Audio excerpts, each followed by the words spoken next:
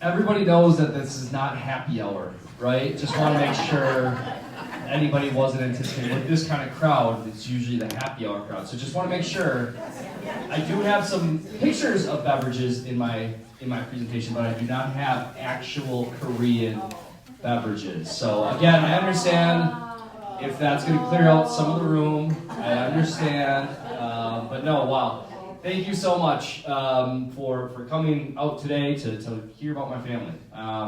This was a really fun presentation to put together because it allowed me to kind of reflect and go back and look at a lot of incredible memories that I was able to make with my family. And also I figured it might be easier than telling each of you individually a separate story. So, again, really appreciate that. Feel free, ask questions. I made half of this up and you won't know it. No, I'm just kidding. But no. All right, so again, this is my trip to South Korea. And I have big shoes to fill because I've seen Terry Sundberg's travel log and I don't think I'm going to match her at all. So again, just a forewarning there. But first I just want to say 안녕하세요, which is hello in Korean. So that was the normal greeting that we received each and every morning, and that was the common hello. And obviously you can tell my Korean is not good. So, but just wanted to welcome you all. So, South Korea, why? So I think many of you know, my wife is half Korean. That is my mother-in-law, who has Hunter in the stroller there, and that is her sister, who we call Imo. That is aunt in Korea. It's her younger sister. And so Imo and my mother-in-law, Son, it's spelled son, but it is Son, was visiting there for 2.5 months. She was over in South Korea visiting family. She recently retired, and we were supposed to go in 2020. Things kind of changed in 2020 for a little bit. So here we are, 2024, fast forward. Again, built-in translator. She's fantastic and fluent in Korean, and she's also very fluent in English. So another bonus. Plus, her brother was going over, so I could be able to speak as well. But truly, it's the heritage and the culture of South Korea that we wanted to pass along to our boys, Hunter and Henry. Stephanie, my wife, has been there, I think this was her 7th or 8th time. I've never been there, of course, so it was my first time, and the boys got to experience it, and why not South Korea, right? Fun facts, just to get you started. Korean is the native language, you can see there. That is, again, English underneath, Korean on top. Korea is 14 hours ahead of Central Standard Time. So, there is a change that we'll talk about. The population is over 51 million, and it's all in the space of the size of Indiana. So it's a very populous peninsula, which also gives a perspective, right? It gives perspective. Kimchi is the traditional Korean dish. It's basically served with every meal. Kimchi and rice. There's over 250 different kinds of kimchi that the Koreans will make.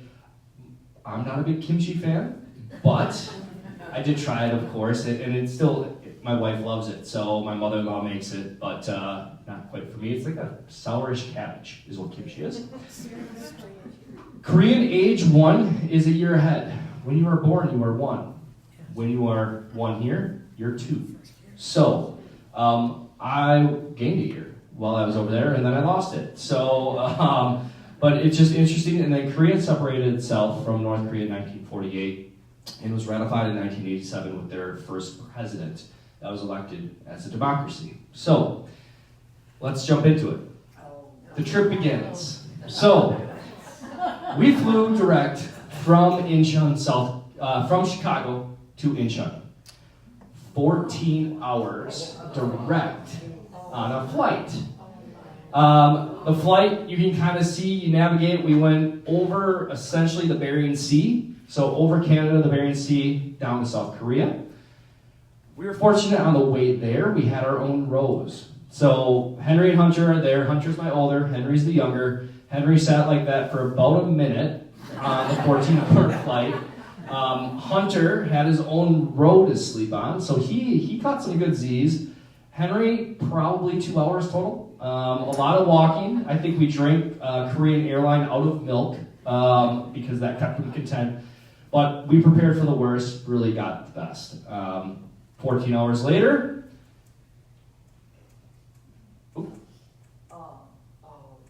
we were back on the plane. No, there should be one more. Okay, this is the right one, sorry. Then we arrived. We left at 11:40 a.m. Thursday. We arrived at 4:30 p.m. Friday after 14 hours. And then this is how we were greeted.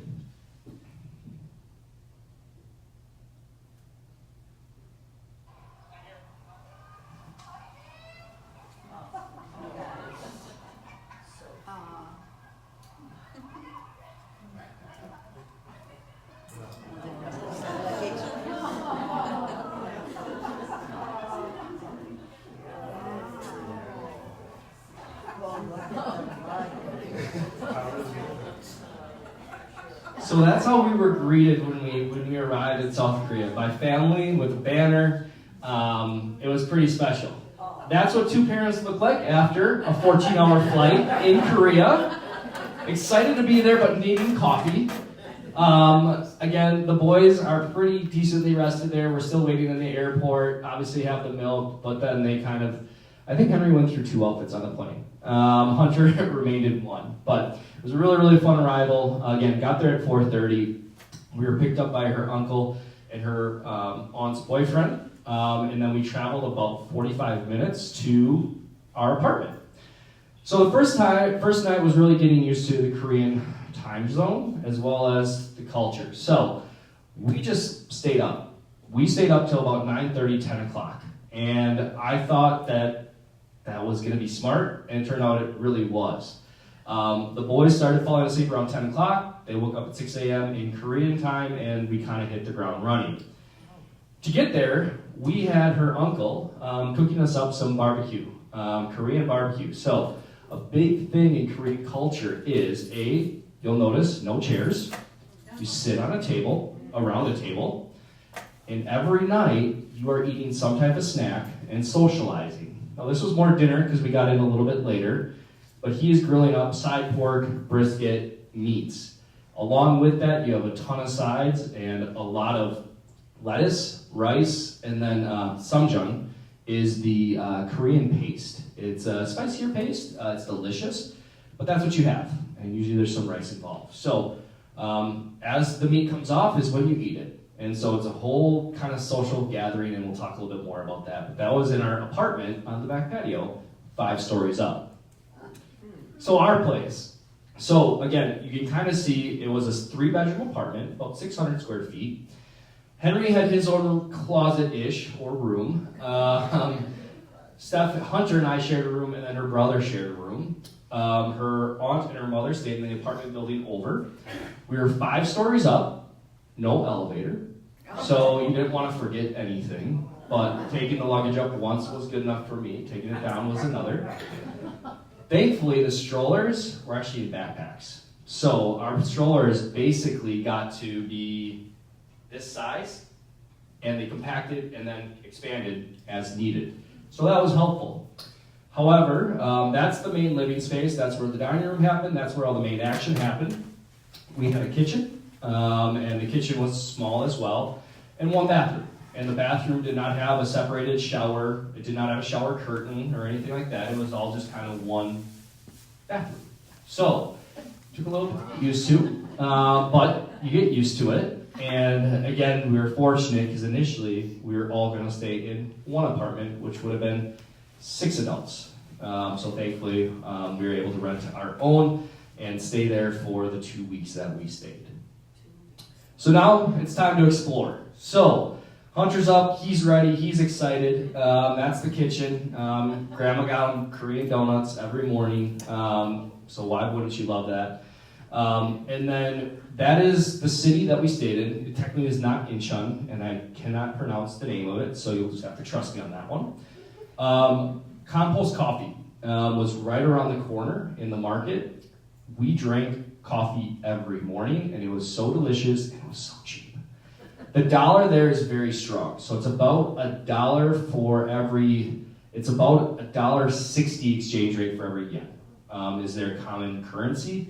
So that coffee there, every morning cost me about $1.50 American.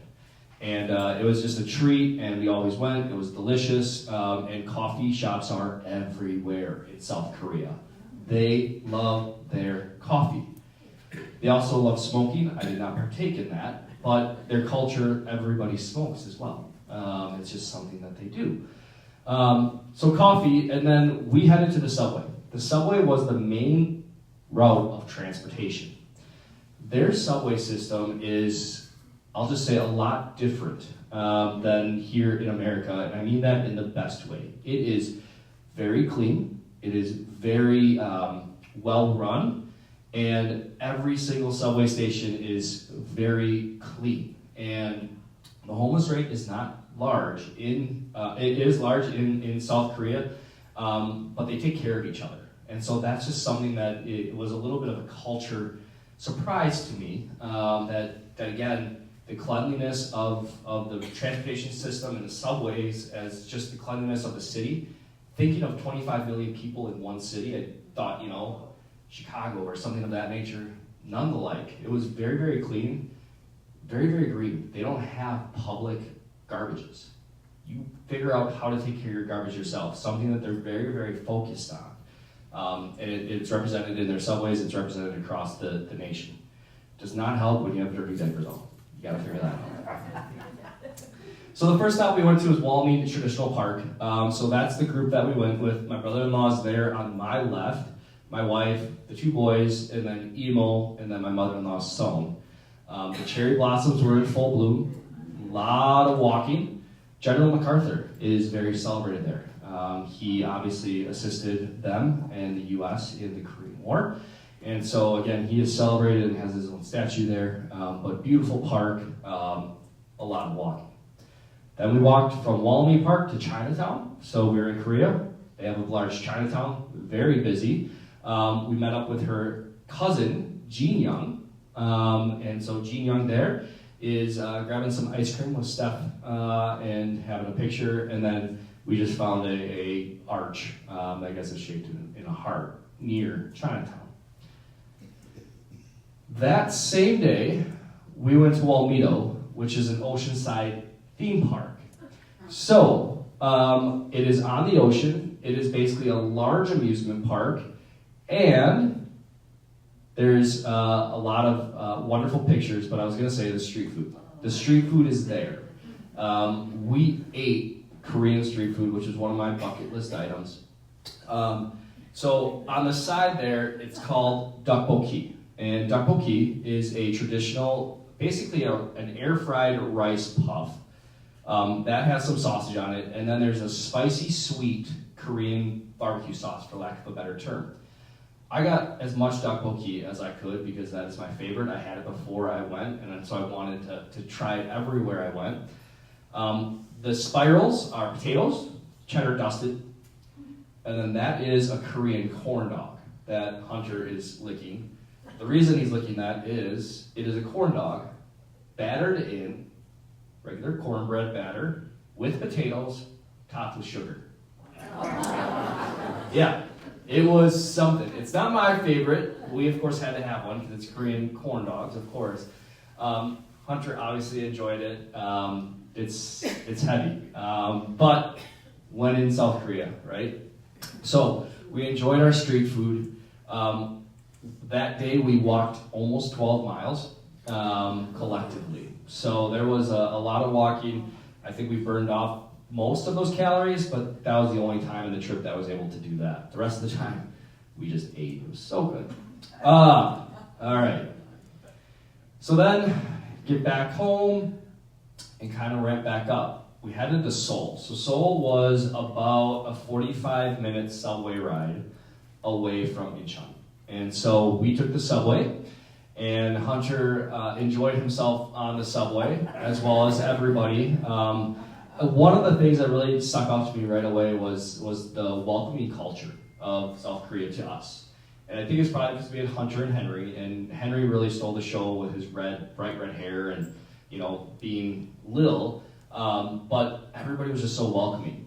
And also they very much respect their elders and those that, have needs. For instance, on the subway, they have a designated pink seat. Nobody sits in that seat unless they are pregnant. In the same regard, if you are a younger member and an elder comes on the subway, you see the individuals get up so that the elder can sit. It was something that was really, really cool to see, and also that there's that respect component within South Korea that I think, unfortunately, sometimes lost, right? And so it was really, really cool to see. It was also very welcoming that on the train, everybody would point and just laugh and smile, and usually they've been laughing at me, but I assume they were pointing and saying how cute Henry was. But even he would get fussy at times, right? There was a teenage boy that for about 5 stops just let Henry play with his little dangly keychains. And it was like he was his own little brother. He'd never met him before. He was the nicest guy. He got off at the next stop, said have a nice day in Korean, and moved on. But it was just something that was really, really refreshing. Never felt unsafe once in South Korea. I also only saw one police officer the entire time I was in South Korea. So it's just very much, they have a respect for the law. There's no jaywalking if there's no cars coming, but you have a red stop sign essentially, no walk, nobody's walking. So again, I know on Downer Avenue, probably not the same regard. So just some things that culturally were kind of eye-opening. It was really, really neat. But anyway, so we headed to Seoul. Seoul has one of the busiest outdoor markets in the world. That is not even a real good caption of it. That is a side street of a market. I think I have another picture in here of the actual market itself. But you're basically shimmying your way through to get to the different vendors.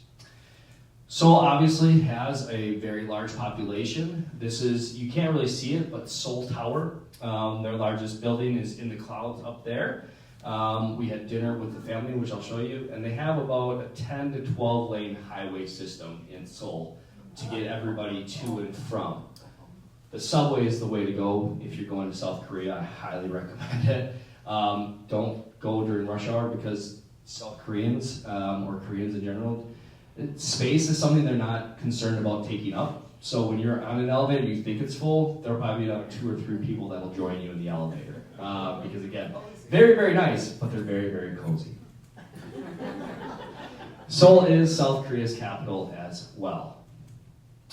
So that just kind of shows a little bit more of the market. Everything is outdoor. Everything is a kind of what they call a knockoff, meaning it's may say, Nike, but it's kind of Nike. So it's again, they have so many different things, and how things were delivered is by these guys with big backpacks on and a motorcycle, driving in between pedestrians, dropping it off, hopping back on, and going to their next delivery. It was just a different type of experience, which was awesome. Then we went to Lodi World. Lodi World is essentially the Korean Mall of America. It was massive. They have an amusement park inside. I didn't quite fit in the car that Hunter made me rode in, but there you go. Steph is obviously on the carousel with him, and then Lodi World has little action figures and things of that nature. There was shopping there, there was a parade there, an ice rink, a whole big indoor, basically park. That night we met up with more family. This is family that Steph had not seen in probably 15 or 20 years. So these are cousins of hers. We had a meal that I'm just going to flip to the next picture. So, the dishwashers, they got a lot of dishes to do in South Korea. So this is dinner. Banchan is the kind of the style or dinner type. Essentially, it's a collection of small side dishes that are meant to be shared. So they have a couple main courses, of course, rice, salads, radishes, seafood. They have bulgogi as well, and you just share it, and you just eat until you can't really anymore, and then they come back and clean up all the dishes. It was really cool how they set this up. All these dishes were on basically, we'll call it a 4 by 8 foot kind of table. Two big strong guys picked up the table, slid it on top of another table, and there you were served. So, again, you didn't have like your traditional, own plate. You were kind of all eating off of different things, which again, culturally, a little different, right? Never got sick in Korea. Korea is very, very healthy as a country as well. So, nobody did. Then we went to the Olympic Village one of the days. And so, again, that was really neat to see. 2018 is when the Olympics were in Seoul for the Winter Olympics, if anybody recalls that. They still have the flame there, and that was just really, really cool to see and experience as well. Then we had a spa day. So, the Korean bathhouse, or the jjimbae, as they call them, is essentially a large spa. And people can go there and spend the night, because in the middle there are nap tunnels, essentially. So people were napping in there, and it was about $10 to get into this spa in American dollars. There's different levels of heat for saunas, so right back here is a sauna. You can lay down in there. They're massive. I think at one time I was in a sauna with 4 or 5 other people, and we were all kind of laying down. My brother Steve there obviously just got out of a sauna. And then Hunter and Henry, they just kind of ran around the spa during the time. But there was also, it was men's and women's, and then there was a cold tub, 3 different hot tubs, a steam room, a sauna, showers, and everything. So you will find tourists that instead of renting a hotel, just go to the spa for the day. Take a nap, recharge, it's cheap, you get everything you need, and you go on. So, I did get a massage. It was a deep tissue massage. I could not tell her how to go softer, so it was very deep. I felt great the next day. I felt like I was in a fight the day of, but it was an experience. Had to do it, so yeah, it was a lot of fun. Then we went down to her uncle's house. So Samcheon is what you call your uncle in Korea, and he lived in a village. So we kind of went from Seoul of 25 plus million to a village of less than 2,500. So he was near the ocean. My mother-in-law is cooking up dinner for us in the evening. That's her cousin who came down from Seoul for the night. We stayed in his home for a night, or 2 nights actually. Hunter and Henry just kind of found some stuff around the house, and it was a lot of fun. We sang karaoke at night. Karaoke is huge in South Korea. Her uncle has a huge karaoke machine, had a disco ball going. It was a lot of fun. I did not have a video of that for you though. I know. So from there, again, he was more on the south, so a little out of order, so I apologize, but we did go to the DMZ. And the DMZ is the Demilitarized Zone, or the border between North and South Korea. It was very, very interesting. It was also very, very closed that day. So the tourism that takes place at the DMZ, we were unable to do. However, we didn't bring our passports to the DMZ. And you actually need your passports. It's an application system in order to tour the DMZ. It's also closed on Mondays. So we got up to the DMZ and we were turned around by Korean military. Very nicely. Again, it was no harm or anything. But you were able to go around this area, which is outside of the DMZ. The DMZ is about 4 kilometers wide, and that is the demilitarized zone. So that's where the civilians can go. There's actually underground meeting spaces for North Korean diplomats, South Korean diplomats to meet, as well as other diplomats throughout the world. But on the south side of Korea, it's all peace. there was a carnival right outside the DMZ on the south side. Kind of look across to the north and it's a stark difference. It was just very, very interesting being there and almost eerie to a degree. So this is one of the museum pieces, but one of the main pieces within the Korean War. It was a train that was bullet ridden, went from north to south, and then there's some train tracks as well. So there's a lot of history. It actually sparked an interest in the Korean War that I want to dig a lot more into. So being there definitely has sparked some things. My father-in-law also met his wife, my mother-in-law, in Korea because he was in military. Not in the Korean War, but in military, helping out. So need to do some more research on that, and if anybody has experience or has been a part of the Korean War, I'd love to sit down and talk to you.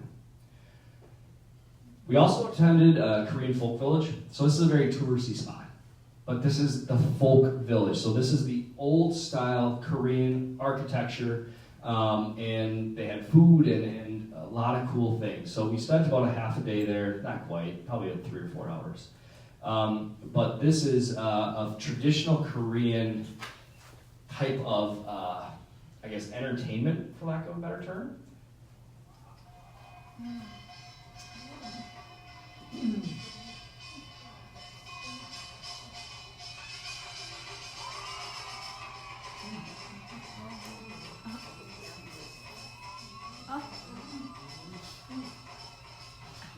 So they did different shows at different points throughout there, but it was a very, very traditional, which was really cool to see. We also got our pictures taken in handbox. This was a day that maybe Hunter and Henry did not enjoy, and so getting them in his handbox was very interesting. How the professional photographer actually got a family photo of us with everybody looking is still beyond me. I think they might have photoshopped, but we all got our pictures taken. This is something that Steph's family has hanging in her home, so we obviously did that and brought that home. And then Stephanie and I got our own pictures, and that is the traditional king and queen wear in South Korea. So it was interesting, and yeah, it was really, really neat. So from there we went to Everland. So really a stark difference because you go from a very folk village, traditional Korean type of atmosphere, again, touristy, to the opposite side, which is basically their Disneyland. So Everland is what they're calling it. They have characters. Those are the 2 characters. And so we spent another half a day there. That was really neat. That is a roller coaster that I rode with her brother-in-law. It was a lot of fun here. Very high, very steep, very fast, very fun. And then they also have basically like over here, overlooking, again, the scenery was beautiful with the flowers, but that's kind of like their world village, what I would consider more of their Epcot. So they had Swedish style, they had Italian, they had American, they had, all sorts of different things that you could just go kind of stop by, buy whatever you'd like, and it was kind of like their main Epcot. So it was a lot of fun there at Everland, and they had pandas. So Hunter's favorite animal is a panda bear. My favorite animal growing up was also a panda bear. So seeing pandas in South Korea is really, really neat. It was about an hour and a half wait, and then you got, it was a whole exhibit. They take very great care of their pandas, of course, but it was a very neat experience, and Hunter and Henry really, really loved it. So that was also part of Everland.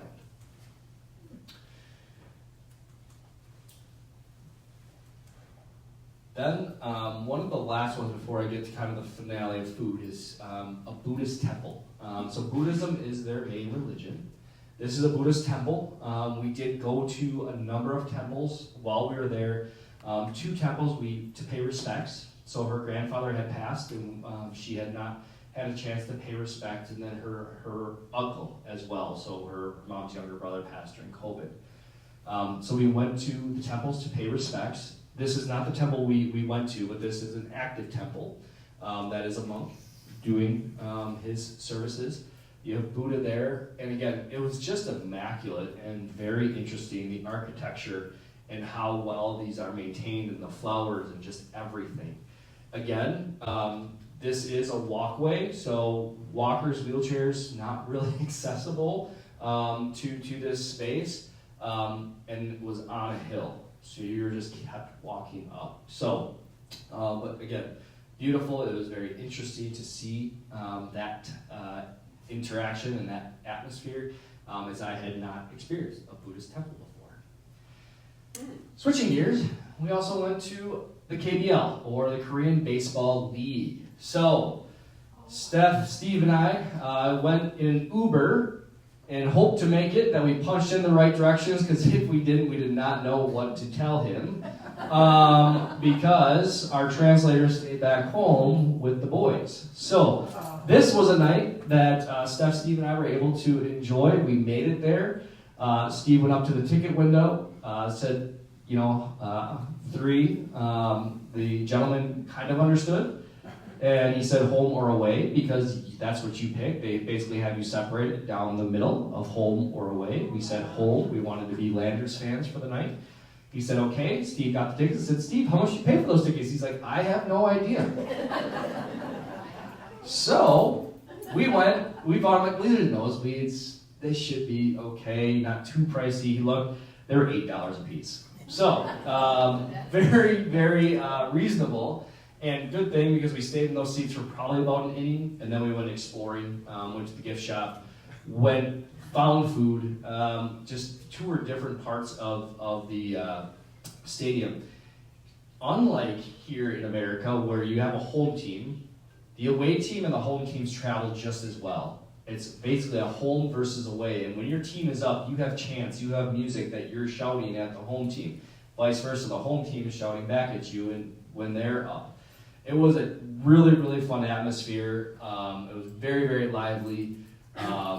They have like Korean barbecues right at the stadium that people rent in their suites. It's just part of their culture, and so it was really, really cool. The Korean Baseball League is, we've had Major League players play in the Korean Baseball League. If you remember Adam Thames from the Brewers a couple years back, any Brewers fans? He played in the KLB, or KBL. So that was a really, really fun experience. It's one of the bucket list items I had on my list for South Korea, and we were able to get there. We were even able to get back. So somehow we figured out how to get an Uber home. And tell him, actually, our mother-in-law translated and told him where the address was, because believe it or not, it's not like West 24th Street in Korea. It is much different. And then we visited the Pacific Ocean. So, Hunter has been to now the Pacific and Atlantic Ocean. It took me until I was 30. He's been there when he's 3. So, good for him. And of course, that's Henry's first time touching the ocean. Believe it or not, it was ridiculously cold that day. The ocean was cold as well. I will note, I am representing East Castle Place in my tie-dyed shirt there. But Hunter just jumped in. He loved it.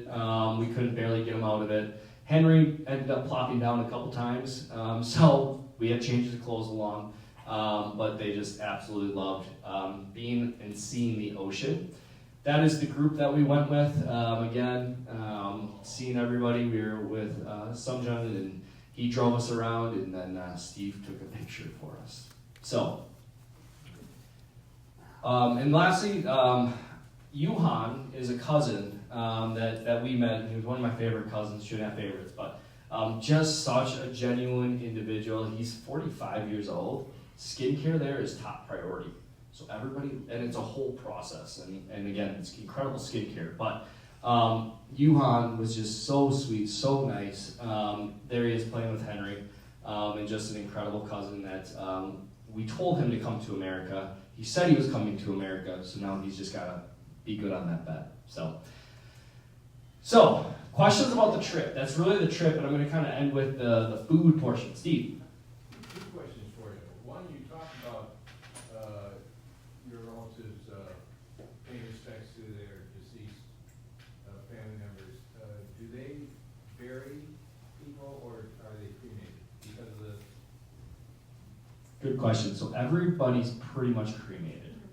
So when you go there, you actually have kind of a lockers almost.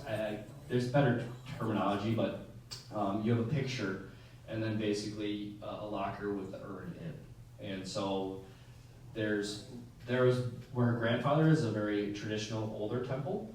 Where her uncle is a newer temple that was recently built. So they had elevators and everything.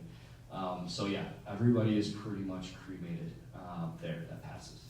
And the second question is, did you at any time talk about politics, or did you keep that off?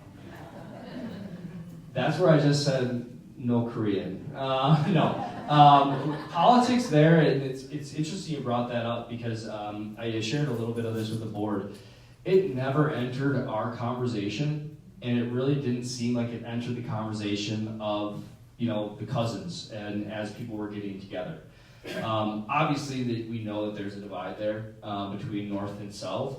Obviously, I'm sure they have some of the similarities in politicians because when they have a presidential election, I'm sure it's hopefully not similar to ours, but I'm sure there's some discontention. But politics was never brought up, and I never felt the political kind of views and ads, and maybe it's because we're in ad season right now, but didn't really feel any of that. So it was nice getaway to a degree, and also again, it's just I think they're still new enough that maybe something they don't know hasn't hurt them yet. So that was really really good. But no, politics was never a thing, and I couldn't really speak to it if it was. So, Karen. So it looks like it's a low-fat diet, basically. I don't see deep fried. Besides the street food, and besides, and I'll get to some pictures, but yes, it is a very what I would consider low-fat, keto-friendly diet. It's meat, it's lettuce, it's rice, and then it's fermented radish, it's fermented different vegetables. Fruit is a delicacy there. Her uncle came with almost $100 worth of apples. They were the best apples I've ever had, but they're very expensive there. And again, that's just part of the region aspect, and they have things there that would cost us a lot. So yes, it is a low-fat diet. There, everybody feels very in shape. Again, probably one, because you're walking. Two is because of the rice, meat, kind of veggie diet that you're on. Now, I figured out still probably how to gain a pound or two, just because there were other foods that we'll talk about. And you are at night just kind of snacking. So that was the other cool thing. When you are around that table, you are sitting, so you have to get up every time once in a while. But my mother-in-law never had issues, and she's 60 plus years old, getting up and down, sitting on the floor. So just part of that. But where I was going with that is you snack a lot. And so you're sitting around the table at night, once you're done with dinner, basically then you're rolling out the snacks. And you're snacking and you're just talking. And there was no TV in our apartment. There was an iPad for the boys, of course, but that was like 14 days that I really didn't miss the TV, because at night you were just sitting around. And again, Steve and I and Steph would talk, and then somebody would be laughing, you'd be pointing, and then they would say something that you'd catch a little bit of, or my mother-in-law would be laughing, translating for us. It was really, really fun. And you sat around, snacks, have some drinks, and that was it. And that's how we ended every single night, essentially, in South Korea. So that's where it sneaks up on you, is the snacks. They have desserts? They do have desserts. So not as many. They're not a big sweet country. I mean, they have the bakery of donuts and things of that nature. Again, ice cream is something that we ate every night just about. So that was kind of the dessert. But traditional dessert, I can't recall one too much. So, anyway, Mr. Hobbs? It's a non-food question. If you're Great. Yeah. Some of the signs on stores were in English. Mm-hmm. Was that common, and were other languages also seen? So, good question. So the question was about some of the signs had Korean in bigger letters and English in smaller. they did cater to English speaking more so than any other language. So when I would get my cup of coffee in the morning, you could go up to the kiosk, much like you do anywhere, and you could tap English and everything would be in English for you. When you went to the coffee shop, usually there was Korean in big and English in small. So you were able to get around, especially in some of those more commercial type of stores. You could definitely get away with, kind of getting through your English, their broken understanding of it. And so again, that was very helpful. The other thing that I should mention is they go through a school. So obviously they're very, very well educated. And when you get to a university level, it's your top. But most children also go through a secondary school, and that secondary school is English. And so a lot of, one of the people came up to us in the gift shop at the baseball store and started speaking English, just out of nowhere, and was able to speak very fluently. He was on his way over to Rutgers after he served 2 years in the military, because they have a mandate of 2 years in their military when they turn 18 and before they can go and leave. So he was finishing up his high school degree, speaking English, didn't get accepted to Purdue, got accepted to Rutgers, and was going to go there 2 years, or after his 2 years of military training or military service to South Korea.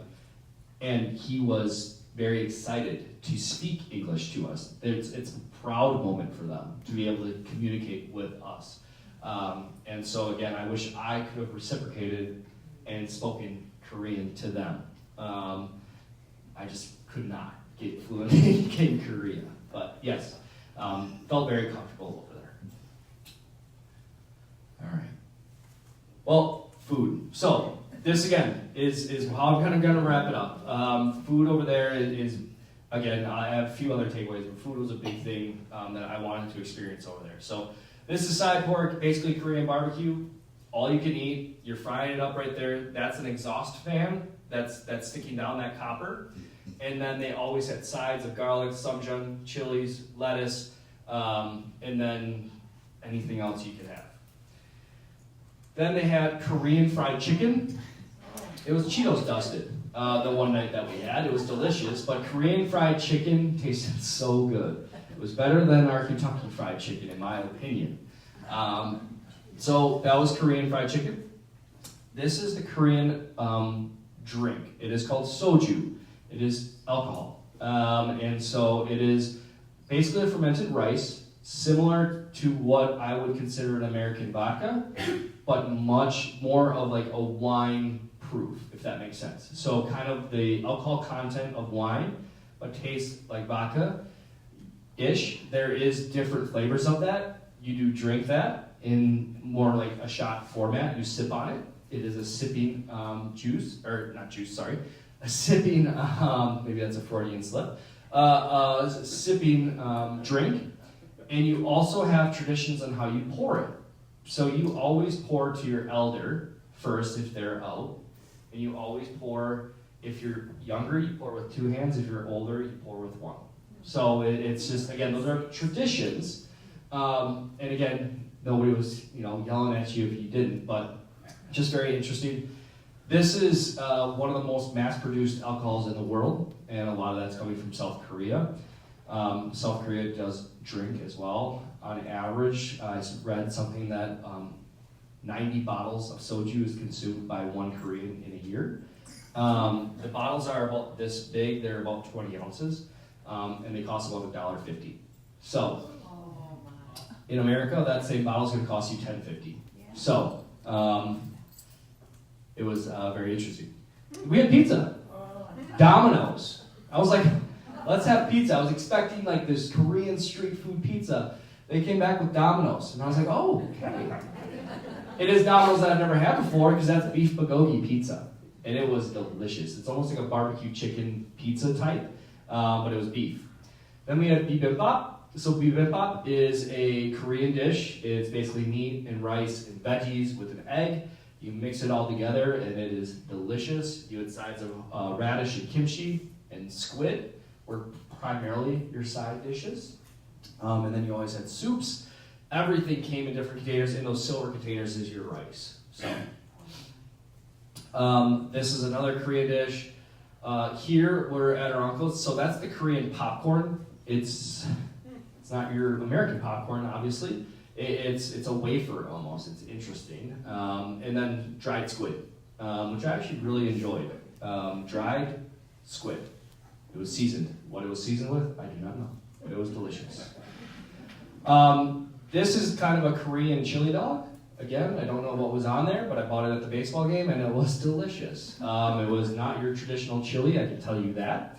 It was almost like a sweet kind of sauce they had on there, but it was a sausage hot dog. My brother-in-law got nachos. That was not your traditional nachos either. And that's what I had on my plane over on Korean Airlines. Squid ink noodles, some kimchi, fruit, and then a Ghirardelli chocolate. So you're able to have Korean food on the way. This is a pot of noodles. And the pot, I kid you not, was that big. So just a massive pot. For some reason, my mother-in-law, or actually her sister, thought we needed 2 pots for, I think, 6 or 7 of us. Again, there was mussels in there. It was an incredible broth. The handmade noodles, it was on like a side of the road type of hut that her uncle all of a sudden pulled into, and I'm like, where are we going? Well, it was for lunch, and there was a coffee shop next to it. And then that's a fish cake, veggie fish cake, that was so delicious. Handmade, fried, that right there was an awesome, awesome meal. And then you had your traditional Korean sides. And then that was back in the apartment, again, lettuce, bulgogi, tteokbokki, of course, because you had to have that. Lots of lettuce, lots of rice. And then these are just some pictures. So again, that was at the ocean. That was the delivery method that everybody used. It's a moped with a box on the back. And the biggest, I think, initial shock that I had when I got to Korea was her uncle. Driving on a highway, I was like, oh, this is very similar highway driving. Pulled off, all somewhere in the town, and he pulls down a street, and there's people everywhere. There are cars coming at him. Again, very, very slow, of course. And he's just driving like there's nothing happening. He's carrying on a conversation, just waiting and waving people through, and then he's going. And then all of a sudden we're at the apartment. And that's just how the side streets worked, and it was mesmerizing how they never got in an accident, never anybody was hurt. But these mopeds would just drive right through everybody, zigzag, drop everything off, and carry on. So a lot of deliveries in Korea. Their technology is very, very strong. They have incredible Wi-Fi. Lynn? 2 quick ones. How did the boys do with all the unusual food to them? Mm-hmm. And you talked about the prices of things. How would a salary compare? Good question. So the boys, they enjoyed it for the most part. So there were things obviously that they may have tried that they didn't like, and then we substituted milk and maybe some, I don't know, I think Grandma was doing donuts and things that she knew they would enjoy. But for the most part, we have Korean previous to coming to South Korea. My wife will make some at home, so they've had it before. So they enjoy it, and it's meat and rice, and usually Henry ends up throwing half of it anyway. So they adjusted well to it, and again, nobody got sick and any of that. And then from a salary standpoint, it's interesting. Obviously, there's the university professors; those are some of the higher paying positions in the country. Technology, obviously, and similar to Silicon Valley, here you have your top earners. My aunt, or Emo, for instance, she just kind of quit her job and knew she would get another one, and she took a month and a half off. And she never was worried about money. I never felt, fun fact, she bought this suit that I'm wearing in South Korea. She bought this tie for me, and she bought my socks. So again, from a salary standpoint, I think it's dollar for dollar, again, probably similar, from what their top salaries are to their yen versus our top salaries to American and down the way. Her cousin was a tattoo artist and trying to be in that regard. Her aunt now owns her own restaurant, side restaurant, as a cook. She also made some incredible things. My mother-in-law went over there for 2 eye surgeries, paid cash for those eye surgeries, and had great results, no longer needs glasses. So again, doctors very well trained, everything of that nature. So yeah, I would say similar, dollar for dollar. Yes? Are teachers and professors respected? Very much so. The question was for teachers and professors respected, and yes. If you went and were able to get to university, that was a huge achievement, and you were very well set up, and that's something that was very prideful for the families, and something that most wanted to attain. And so again, their professors and people are very well taken care of and very much seen in a bright light. They have a very good film industry. Did you see any movies there or anything? So the question is about the film industry, and I love that you brought that up. It is.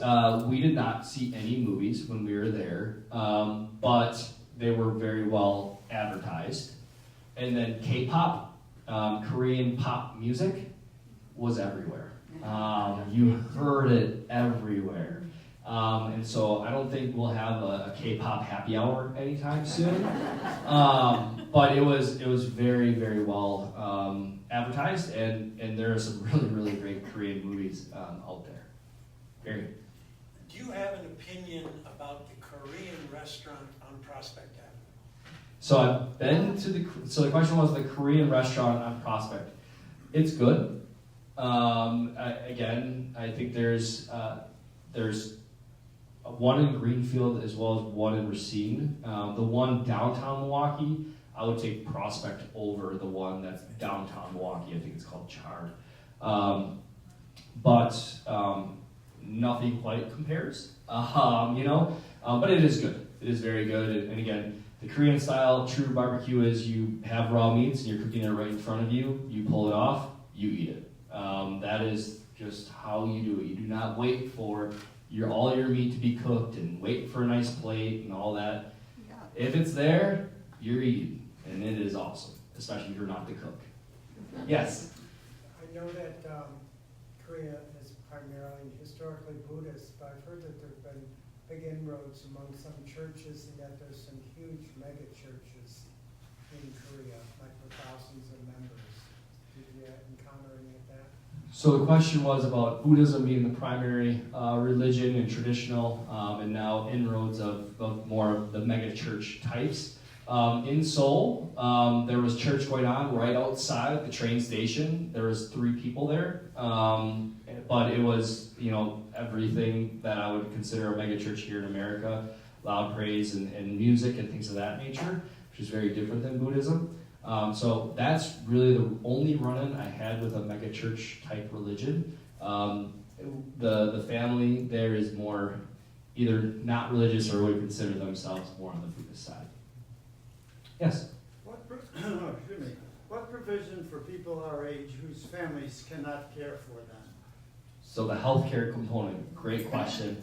I didn't dig too much into it, so I would have to ask my wife, but traditionally what I saw is the elderly are taken care of by their own, meaning that their sons and daughters are primarily taking care of them.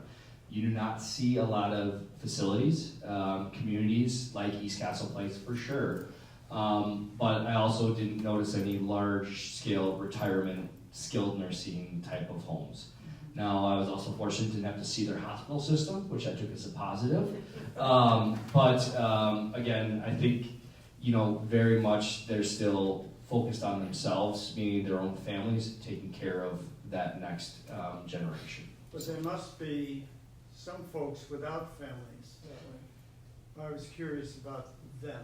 So I will have to check into that. I will ask my mother-in-law next weekend when I'm home and see what her response is, because I can't speak to that specifically. And the question was, families that individuals that don't have family members, so to speak. So what do they do? So, Gil? What's the temperature of the water once you swam in? The temperature of the water in the Pacific Ocean, it was in Celsius. I don't know. All I know is Celsius meant cold. I can't. The weather there was similar to our springtime while we were there. So some days, really warmed up. Other days were quite cool. So it was a little warmer than when it was here in Wisconsin in April. We probably had right around 60s and 70s for the most part. But there were some very cool days, especially that day that we went to the ocean. Yes, Jim? Are there, in the large cities where you were, are there slums at all? Are there poorer areas? So the question about the larger cities and poorer areas, and that's what I found really interesting. Not that I really saw. Everybody lives a lot simpler there in general. So again, where we stayed, in an apartment, 600 square feet, 3-bedroom, families would live there, no TVs or anything. I mean, everybody has a cell phone there, it felt like, but I never felt that there was slums, so to speak, or poor parts of town. Again, there was definitely, I'm sure, areas, nothing that I ever saw, but for the most part, it was a very, more so from my eyes, simplistic lifestyle, which usually lends itself to a little bit less of the class system, so to speak. But, Were you aware of their attitude toward immigrants, or was there an ethnic diversity in the population? so the question was an ethnic diversity within the population. I did not see that. Again, from an immigration standpoint, never felt or really saw any difference. I think one of the myths that quickly went away is that I would be a giant there, meaning that everybody's about 5'6" or under. Everybody's right around my height, and so from an immigration standpoint, obviously you're not crossing the border, nor is the North coming to you. And so I think just from that respect alone, and being on a peninsula, you don't have as much. We did notice, again, a lot of individuals wanting to come to America for education as well if they couldn't get into their university systems. So again, I'm sure that immigration exists. I really didn't see it. And everybody, to me, looked very Korean the entire time I was there. Facial hair is something you don't see in Korea. And so it was interesting sometimes when I got looks because I obviously have a little bit of facial hair, but it's just not tradition there. It's not, everybody's got the kind of the square or haircut, and it was interesting. Dave? How big is our military presence there? It's pretty large, isn't it? It's still fairly large. Now again, they have the 2-year minimum that all Korean men and women, if they want, but Korean men are mandated to serve. But then they get out after 2 years usually. That has been the. What about the U.S.? But and so to that point, the U.S. has had to continue to support. Again, that really wasn't brought up too much. Again, when we were turned away from the DMZ, it looked like Korean military. But you could definitely see there was some American presence there as well. And so I do know that there is an American base in South Korea that is still very active. Yes? Now in the average families, the people that you visited, the relatives and all that, do they feel the tension between the North and the South in terms of the social and economic future? So the question is there a North versus South tension? I didn't feel that when I was over there. Again, I'm sure there is, but I did not feel that or hear that, or at least understand that piece. So a few more pictures. Again, we did get back home. Clearly I'm here today. So we left Incheon, South Korea at 10:40 a.m. on Thursday, April 25th. The return to Chicago on Thursday, April 25th at 9:30 a.m. Did a little time traveling. So this is the group that took us home. Her cousin Jean Young works at the airport, so we did not have the accommodations on the way back. That was our accommodations on the way there, so we all shared a row.